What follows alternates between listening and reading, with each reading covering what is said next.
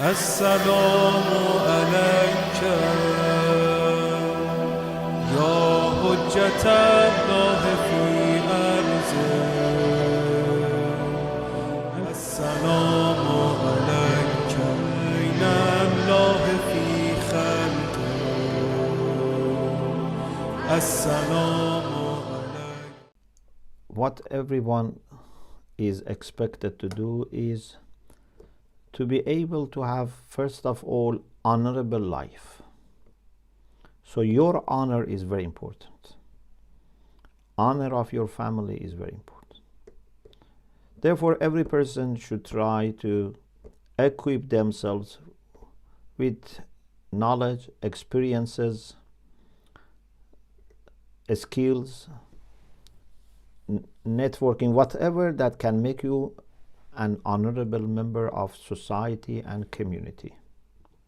So one point to consider is honor. In every field you go, try to be the best, if possible. The best that you can be. If you go to any field, if you want to be medicine, I don't know, accounting, business, nursing, housewife, whatever you want to be, try to be the best that you can be and bring respect of people and honor of people to yourself. This would make Imam very happy. Your honor is with the honor of other people, making the honor of community of Imam. So your success is very important. This is one point. The second point is see how you can be more useful. So honor aligned with being beneficial, being mubarak. You know, there is a hadith which says when Isa said, "Ja'alani mubarakan aynama kunt," Imam alayhi salam says, "Ay nafa'an," very beneficial. You have to be very beneficial. Where you can be more beneficial for the community and then humanity, not where you can make just more money. Maybe there is something that can give me more money but there is no honor, or there is, for example, maybe honor but not beneficiality. For example, you know, there are some, I don't want to mention, but you know, some types of research that some people do, they call them, oh, he's researcher, he is, I don't know, you know, a faculty. But what's the benefit of this research? Yeah? Is it a priority or not? So, honor, being beneficial, and the third thing that if you can do, something that can prepare people for moving towards the ideal society.